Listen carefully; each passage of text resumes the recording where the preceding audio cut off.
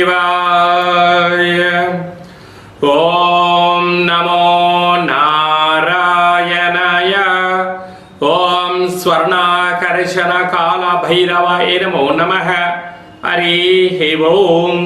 మా ఛానల్కి స్వాగతం. చూస్తున్న వీక్షకులకు ప్రేక్షకులకు ప్రియ కాల భైరవ భగవద్బంధుకి స్వాగతం పలుకుతూ మమ్మల్ని ఎంతగానో ఆదరిస్తూ ఉండబడినటువంటి ప్రియ సోదర సోదరీమణులకు, జ్యోతిష్య అభిమానులకు, సనాతన ధర్మ సంరక్షకులు అందరికీ కూడా ఆషాఢమాస అమావాస్య సందర్భంగా, అమావాస్య అనగానే అష్ట కష్టములను తొలగించుకొని అష్ట ఐశ్వర్యాలను, అమృతతుల్యమైన జీవితాన్ని ఎలా స్వాగతం పలకాలో మనం చేసుకునేటువంటి మాసమే మనకు ఆషాఢమాస అమావాస్య సందర్భంగా ఎలాంటి విధి విధానం పాటించడం వల్ల అఖండ ఐశ్వర్యం కలుగుతుందో సంపూర్ణంగా తెలుసుకుందాం.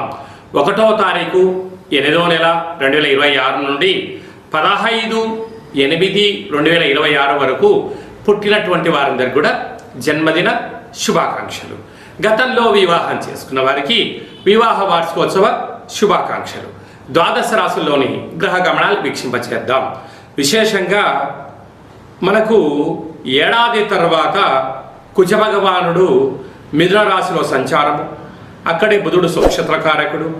12 సంవత్సరాల తర్వాత రవి భగవానుడు దేవగురు బృహస్పతి ఉచ్చ స్థితిలో ఉండగా సంయోగ సంచార స్థితి, సింహరాశిలో కేతు సంచార స్థితి, కన్యరాశిలో శుక్ర సంచార స్థితి, కుంభరాశిలో రాహు సంచార స్థితి, మీనరాశిలో శని భగవానుని సంచార స్థితితో ద్వాదశ రాశుల్లోని గ్రహ గమనాలు ఈ విధంగా ఉన్నాయి. వృషభ రాశి వారికి ధనావాకు కుటుంబ స్థానంలో కుజుడు సంచారం చేయడం వలన కుజదోష ప్రభావం చేత అనవసరమైన ఖర్చులు పంచి ఉన్నాయి తెలుసా? వృషభ రాశిలో ఏ నక్షత్రాలు వస్తాయనగా కృతికా నక్షత్రంలోని 2, 3, 4 పాదాలు, రోహిణి నక్షత్రంలో 4 పాదాలు, వృషిర నక్షత్రంలో 1, 2 పాదాలు కలిపితే వృషభ రాశి. రాశాధిపతి శుక్ర భగవానుడు. వీరికి ధనావాకు కుటుంబ స్థానంలో కుజుడు ఏడాది తర్వాత మిథున రాశిలో సంచారం చేయనప్పుడు నూతనమైన పెట్టుబడులు పెట్టేటప్పుడు ఆచితూచి పెట్టడం అవసరం. లేకపోతే స్థిరాస్తులు, చరాస్తులు, తల్లిదండ్రులు సంపాదించే కీర్తి ప్రతిష్టలు కూడా మీరు మంట కలిపే పరిస్థితి చాలా అధికంగా ఉంటుంది. తస్మాత్ జాగ్రత్త. అలాగనే ఏడాది తర్వాత రవి భగవానుడు తృతీయంలో దేవగురు బృహస్పతితో ఉచ్చస్థితిలో ఉన్నప్పుడు, సంయోగ సంచార స్థితిలో ఉన్నప్పుడు తల్లిదండ్రుల మాట, గురువుల మాట, ఆధ్యాత్మిక చింతనగా మీరు ఉండగలిగితే మీకన్నా అదృష్టవంతులు ఎవరూ లేరు. లేకపోతే అనేక రకాలైనటువంటి ఆర్థిక ఇబ్బందులతో శతమతమయ్యే పరిస్థితి చాలా అధికంగా ఉంటుంది. అర్ధాష్టమ కేతు సంచార స్థితి, చిన్న చిన్న విషయాలకు ఆందోళన తగదు అని చెప్పి మీరు గుర్తుపెట్టుకోగలగాలి. విశేషంగా సంతాన స్థానంలో శుక్ర సంచార స్థితి ఉండడం వలన నూతనంగా వివాహమైనటువంటి దంపతులకు పుత్ర పుత్రిక సంతాన యోగం చేత ఆధ్యాత్మికమైన తీర్థయాత్రలు, సేవారంగ కార్యక్రమాలు, విందులు, వినోదాల్లో పాల్గొనడం వలన అద్భుతమైన విజయం మీరు దగ్గర కాబోతున్నారు. అదే కాకుండా ఏకాదశి స్థానంలో శని భగవానుడు జలరాశిలో సంచారం చేయడం వల్ల విద్యార్థులకు ఇది చాలా మంచి కాలము. ఉద్యోగస్తులకు ప్రమోషను, వ్యాపారస్తులకు సకాలంలో ధనం అందడం జరుగుతుంది. కాకపోతే వీరికి కుజదోష ప్రభావం కారణం వల్ల దయచేసి అప్పులు ఇవ్వద్దు, అప్పులు కూడా తీసుకోవద్దు. కనుక ఈ బుధవారం అమావాస్య సందర్భంగా మీరు నారికేల కాళ్ళ భైరవ స్వామి వారి దీపాన్ని పెట్టడం వలన సకల గ్రహ దోషాలు తొలగించుకొని ఐశ్వర్యం వృషభ రాశి వారి సొంతం. ఆగస్టు మాసంలో ప్రథమార్థంలో ముఖ్యమైన పండుగల గురించి క్లుప్తంగా, సవివరంగా, సంపూర్ణంగా తెలుసుకుందాం.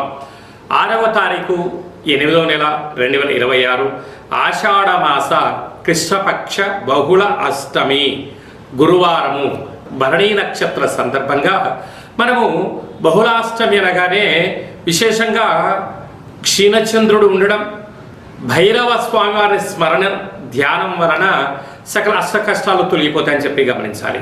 కనుక కాలాష్టమితో సమానమైన అష్టమి కనుక ఇంట్లో ఒక కుష్మాండ దీపాన్ని వెలిగించడం, ఇంటికి దిష్టి తీసి పలగొట్టడం వలన సకల అష్ట కష్టాలు తొలగిపోతాయని చెప్పి గమనించాలి.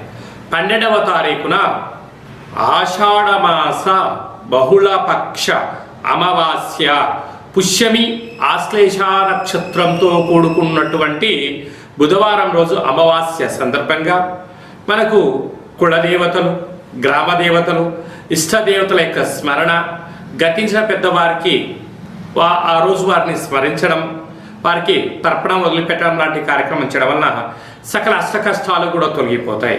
కనుక అమావాస్య తిథి యందున మనం ఆవగించంత భక్తిని, శక్తిని, ముక్తి మోక్ష మార్గానికి బాటలు వేయగలిగినట్లయితే మనకన్నా అదృష్టవంతులు ఎవరు లేరు అని చెప్పి గమనించగలగాలి. ఆషాఢమాసం అనగానే మనకు ఈ భూమండలం అంతను కూడా వర్షాకాలంలో జరుగుతూ ఉండబడిన కాలం కనుక ఇంటిని మనం ప్రతిరోజు శుద్ధి పెట్టుకునేటువంటి కాల సమయంలో పసుపేసి అందులో ఉప్పేసి క్లీన్ చేసుకోవడం, ఇంటి సింహద్వారాలకు పసుపుతో అలంకరించడం, అలాగే ముగ్గు పెట్టడం వలన గ్రామంలో ఉండబడినటువంటి అంటే బయట సంచరించే క్రిమి కీటకాలు మన గృహంలోకి రావు అని చెప్పి కూడా గమనించాలి. అలాగనే ఇంటిలో కులదేవతల, గ్రామదేవతల, ఇష్టదేవతల స్మరణ, కూష్మాణ దీపము ఇంటి యజమానికి నరదృష్టికి దిష్టి బయట వేయడం వలన సకల గ్రహ దోషాలు తొలగి ఐశ్వర్యం కలుగుతుందని చెప్పి గమనించాలి. ఇలా కుదరలేనటువంటి వారు ఈ కింది నెంబర్ సంప్రదించినట్లయితే ఆ అమావాస్య తిథి యందు ఎలాంటి విధి విధానాలు పాటించాలో సవివరంగా సంపూర్ణంగా తెలియచేయడం జరుగుతుంది. అలాగనే మీ వ్యక్తిగత జాతకం తెలుసుకోవాలనుకుంటున్నారా?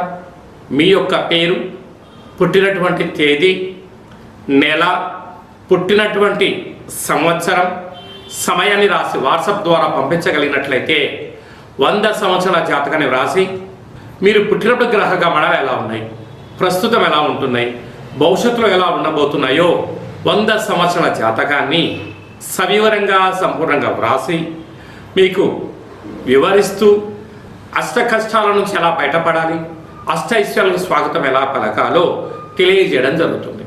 అలాగనే చాలామందికి పుట్టినటువంటి కాల సమయంలో డేటా ఆఫ్ బర్త్లో లేనటువంటి కారణం వలన మీ పేరు యొక్క మొదటి అక్షరాన్ని అనుసరిస్తూ రాశిని తెలియచేస్తూ రమణ శాస్త్రం ద్వారా అనగా గవ్వళ ద్వారా కాళభైరవ ఉపాసన చేత భూత భవిష్యత్ వర్తమానాన్ని తెలియజేయడం జరుగుతుంది. ఈ కింది నెంబర్ని సంప్రదించి అపాయింట్మెంట్ తీసుకొని సంప్రదించగలరు. అందరికీ ఆషాఢ మాసంలో అమ్మవారి యొక్క కృప కటాక్ష వీక్షణలు, అందరికీ మంచి ఆయురారోగ్యాలను, విద్యార్థులకు విద్య, ఉద్యోగస్తులకు ప్రమోషను, వ్యాపారస్తులకు వ్యాపార ఆకర్షణ, రాజకీయవేత్తలకు మంచి అవకాశాలు కలిగించాలని మనసారా కోరుకుంటూ ఆశీర్వచనం.